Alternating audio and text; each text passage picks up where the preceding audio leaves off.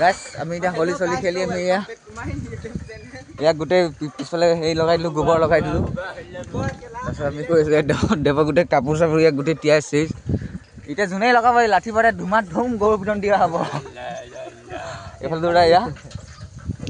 এইকেইটাত গৈছোঁ গা চা ধুইলোঁ গাইছ দেৱ এয়া ইয়াক গা ধুই ভাল লেতেৰা নহ'ল